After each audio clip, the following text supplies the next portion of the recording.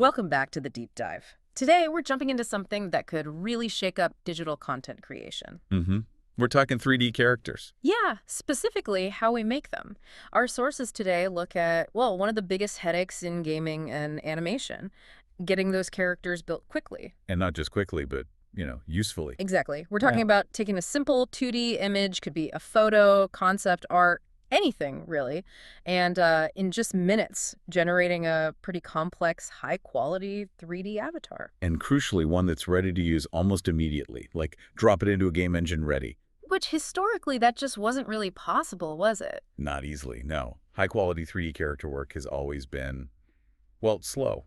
Painfully slow sometimes. Right. You could try automating parts, sure, but the output, Mm. often messy. It might take a human modeler hours, maybe even days, just to clean it up.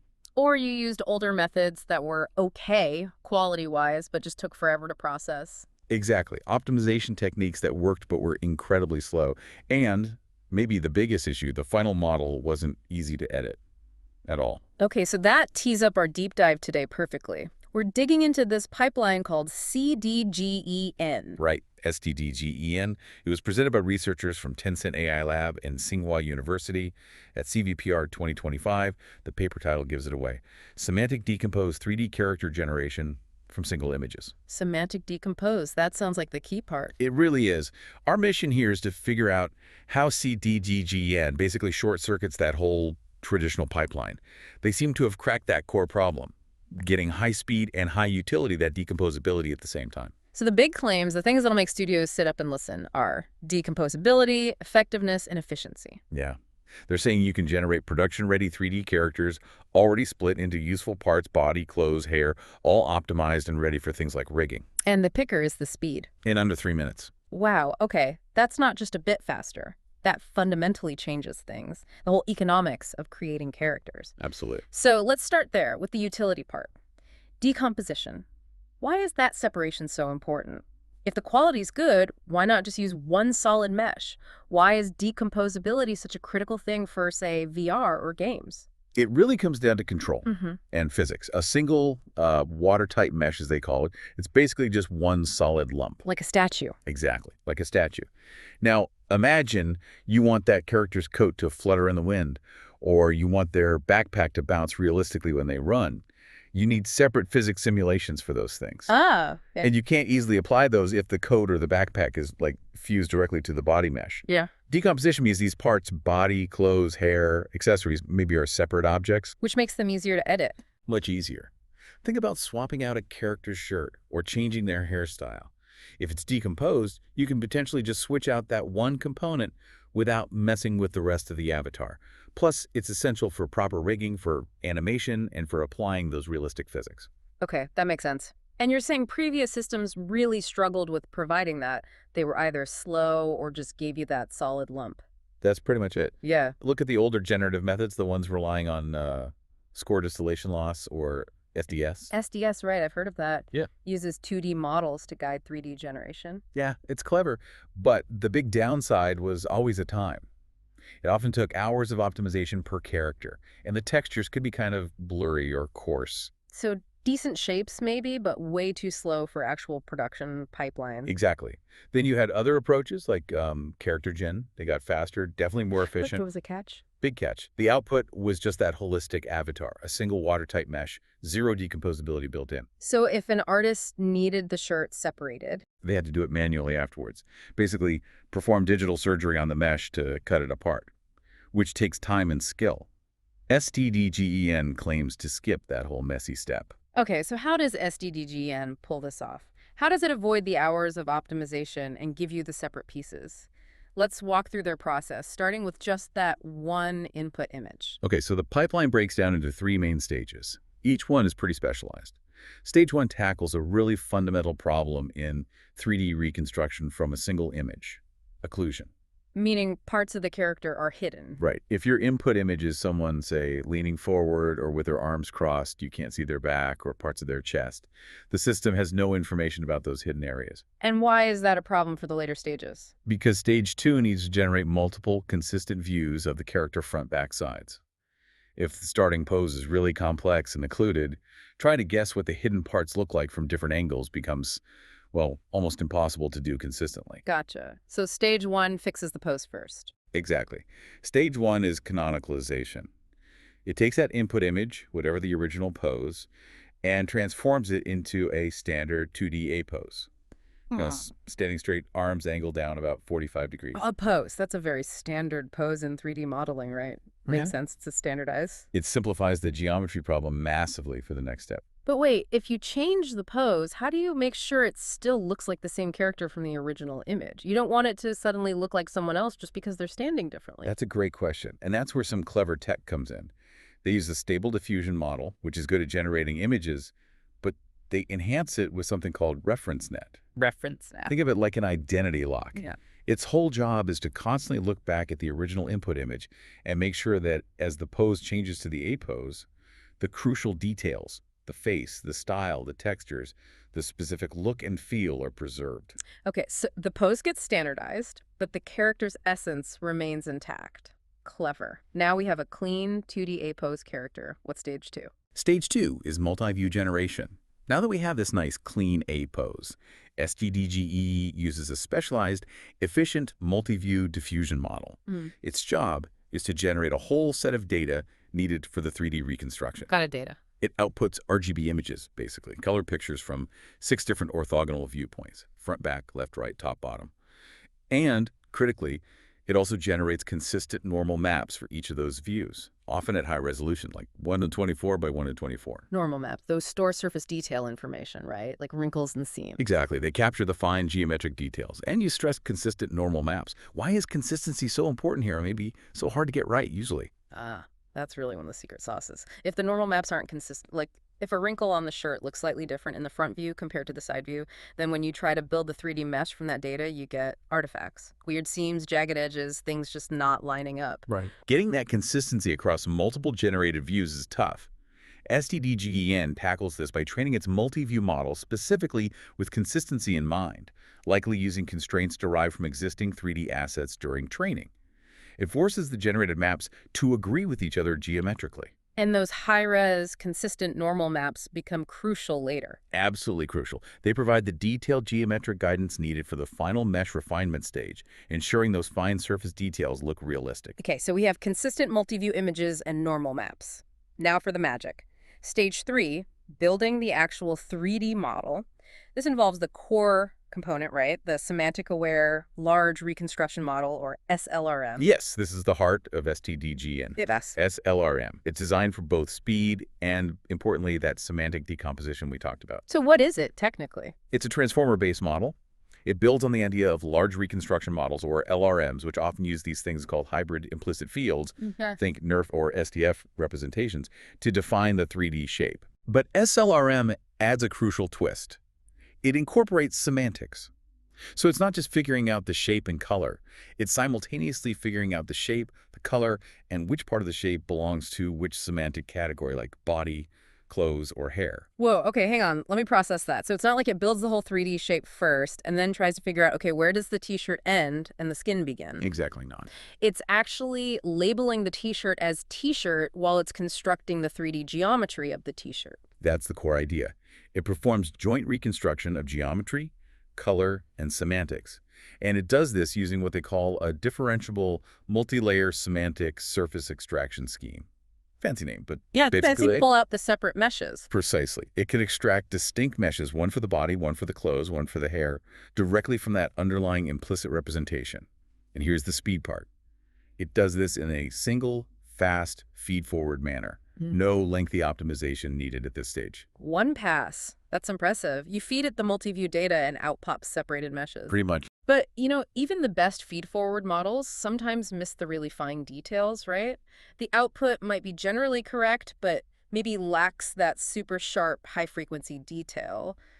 Is there a final polishing step? Yes, there absolutely is, and it's quite clever, too. Yeah. That's the final stage. Yeah. Iterative multi-layer refinement module. Because you're right, the initial SLRM output is good, but maybe not perfectly crisp everywhere. So it refines the whole model at the end? Not quite the whole model at once. It refines it layer by layer. This is important. Layer by layer. Why do it that way instead of just optimizing everything together? Well, think about it.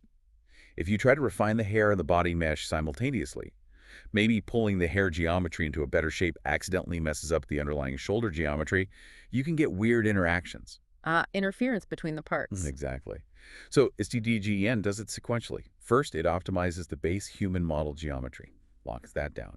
Then it overlays and optimizes the clothing mesh using those high-resolution normal maps we generated earlier as a guide for the fine details. Using the normal maps to add the wrinkles and seams back in. Right. And then finally, it adds and optimizes the hair mesh on top of everything else. Yep. This layered approach prevents the different components from interfering with each other during refinement and helps maintain clean boundaries. That makes a lot of sense structurally. And there was one specific detail about the output, particularly the clothing, that you mentioned makes 3D artists extremely happy. Yes. Yeah. This is a really practical, valuable outcome. Because of this careful refinement, the reconstructed clothing meshes end up having a completely internally hollow cross-section. Okay, why is hollow the magic word here? Because in the real world, clothes aren't solid blocks, right? They have thickness, an inside and an outside. For realistic cloth simulation games or animation making fabric drape and move correctly, the physics engine needs that hollow structure. And normally getting that right is hard. It can be a huge pain manually. Modelers often have to spend a lot of time ensuring clothing meshes have proper thickness and are hollowed out correctly. StdGEN does this automatically. That's a massive time saver for downstream tasks. It delivers a truly production-ready asset detail. Okay, so the process sounds incredibly efficient and smart, yielding these decomposed hollow parts. But does it actually look good? Does it hold up against other state-of-the-art methods? This brings us back to the effectiveness claim. It seems so, based on their results. The paper presents quantitative comparisons, and StdGEN consistently comes out on top. Against which other methods? They compared against several strong baselines, like Magic 123, Instant Mesh, and Unique 3D. Across standard metrics used to evaluate 3D reconstruction quality, things like SM and LPIPS for texture similarity, FID for overall image realism, CLAP similarity for semantic coherence. The StdGEN scored highest. Yes, often by a pretty significant margin. And importantly, for geometric accuracy, they use metrics like chamfer distance. StdGEN also showed substantially better results, meaning the 3D shapes it produces are closer to the ground truth. Numbers are one thing, but does it look better to people? They did a user study for that too. They showed people pairs of results from StdGEN and other methods and asked them to pick the best one based on overall quality and geometric detail. And the outcome? StdGEN was preferred in over 80% of the comparisons. So it seems both the numbers and human perception agree on the quality. That's compelling. Did they test the core SLRM model on its own? They did, through ablation studies. They tested the output before that final multi-layer refinement step. Even just the raw output from the SLRM model outperformed methods like StdGEN and Unique 3D in terms of quality and decomposition. So the core architecture itself is already a big step up, even without the final polish. Exactly. The refinement just pushes it further into state-of-the-art territory. Okay, so we have speed, quality, decomposition, which unlocks what seems like the killer app here. 3D editing using simple 2D masks. Tell us about that. This sounds like it could really change workflows. It absolutely could. Think about the traditional way of modifying a 3D character. Let's say you want to change the character's shirt design or color. You'd probably need to go back to the original modeling software, right? Load up the files. Exactly. You'd adjust the 3D geometry if needed, definitely repaint the textures, maybe re-export everything, potentially even adjust the rigging if the shape changed significantly. It's a multi-step, often tedious process involving specialized 3D tools. A real bottleneck if you want to iterate quickly on design. A huge bottleneck. Now, compare that to the StdGEN workflow. What does that look like? Remember, the output is already in that standardized APOS, and it's decomposed. So a user can literally take the 2D APOS image that was generated in stage 1. The flat picture. Yes. Open it in something like Photoshop, draw a simple mask around the area they want to change, say, just masking out the shirt. Then they provide a text prompt, like wearing a purple hoodie and a gray jacket. Just like prompting an image generator. Pretty much. You feed that masked image and the new text prompt back into the refinement stage of the StdGEN pipeline. Not the whole pipeline again. No, just the refinement. And because the system knows about the semantic layers, body, clothes, hair, and it sees the mask is on the clothes area, it intelligently only updates and refines the clothing mesh component based on the prompt. While leaving the underlying body mesh and the hair mesh completely untouched. Exactly. It performs a targeted 3D update, based on a simple 2D edit and a text description. That is genuinely incredible. It takes this complex 3D modification task and makes it almost as easy as editing a photo. It essentially collapses that iteration loop. You go from potentially days of work involving a skilled 3D artist down to potentially minutes using much simpler 2D tools and text. That's the efficiency and effectiveness claims really hitting home. Speed, quality, and now this unprecedented ease of editing. And thinking bigger picture here, the researchers mentioned the framework isn't necessarily limited to just body, clothes, and hair. Oh, While their current paper and dataset focus heavily on anime characters, which makes sense, it's a massive market.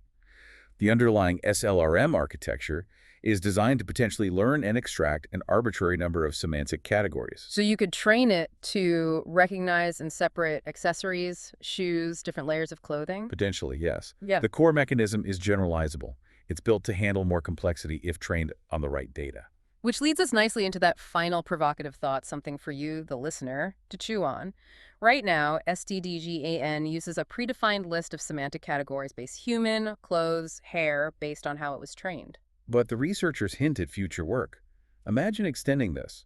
What if you combined StdGEN's pipeline with something like SAM the segment, anything model from Meta AI? SAM can identify and mask out basically any object or part in an image with incredible granularity. Exactly.